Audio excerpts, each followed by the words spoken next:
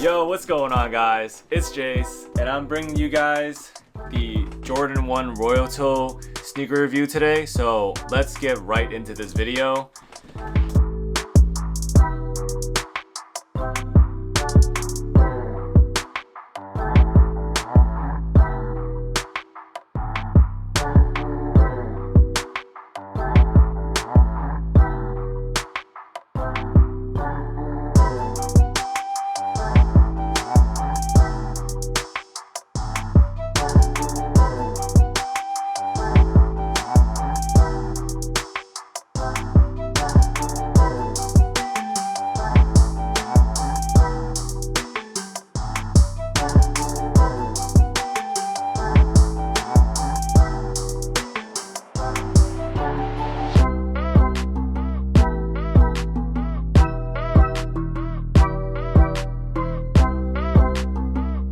So as usual, this Jordan 1 uses the standard packaging materials with 3 types of tumbled leather, some nylon, and some polyurethane rubber.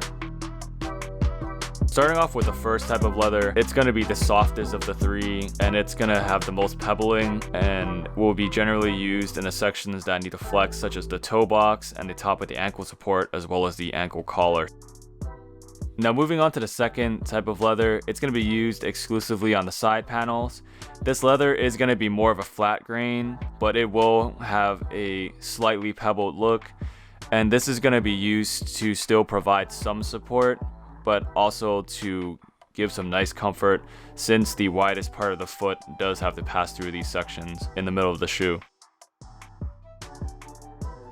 Now this third type of leather is going to have an almost completely flat grain finish on it that is almost completely smooth to the touch, and this is going to be used for a lot of the structural panels, such as the vamp, which is the part that gives the height to the toe box, the eyelets and the lockdowns, as well as the heel counter, and these are going to be the sections that need to be the most stiff and give the most support, and also to help lock down the foot. You'll also notice that in all of the shots that the leather has a semi-matte finish.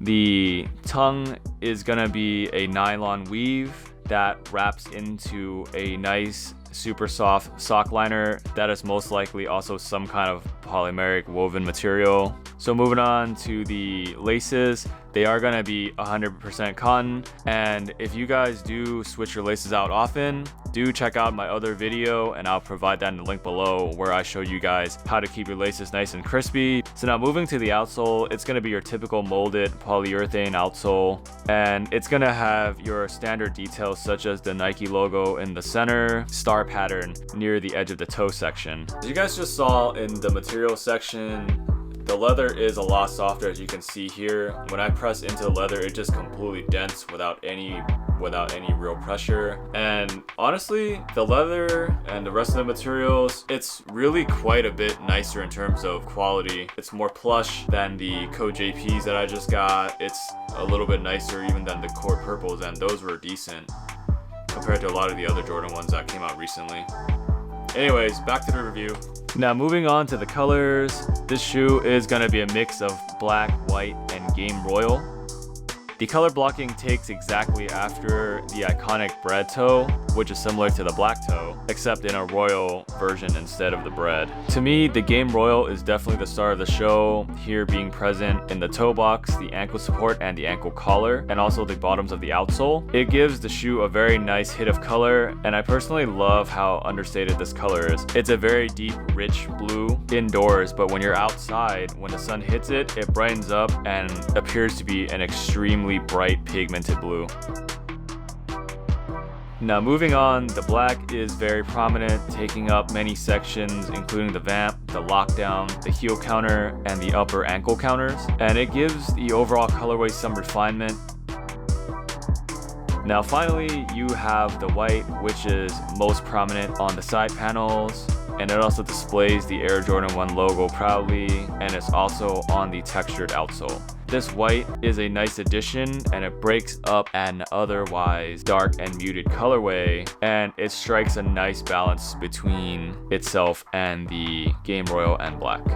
Now, as you guys just saw with the colorway of this sneaker and the color blocking, in my opinion, I think this shoe is absolutely fire. I mean, it just looks so good. It goes with everything I wear it with. I've worn this with chinos, I've worn it with jeans, I've worn it with shorts. I mean, it's just so balanced. It's just nice to look at, honestly. Anyways, back to the review. So in terms of comfort and fit, my exact pair is true to size at 9.5. And in my testing, they have been very comfortable and they do fit perfectly. The heel counter locks down nicely and I don't get any heel slip whatsoever, regardless if I wear my laces tight or loose. And as I said earlier, the ankle support is nice and bolstered. And as you guys saw in my lacing video, I did install some crease protectors in these shoes, and there is still plenty of room for my feet, even at true to size and against the side panels. So anyways, guys, that's pretty much the review. So stick around for my verdict on what I think of these shoes. So any Jordan 1 fan knows the nicknames Breads, Royals, and with these Royal Toes, I wanted to know if they really deserve the nickname and lived up to the hype of all the other Game Royal colorways and color blocking styles. And I'm happy to report that this particular sneaker has really nice soft materials and is honestly a really balanced colorway. I really think that any Jordan 1 fan should definitely cop a pair of these for their sneaker collection. So anyways, that's the Jordan 1 Royal Toe review, guys. Let me know in the comments below if you guys have already copped a pair from the original drop, or if you guys were lucky enough to get them during exclusive access like I was. And let me know, just based off of my review today, what your favorite details on the shoe were. I would definitely love to hear all about it.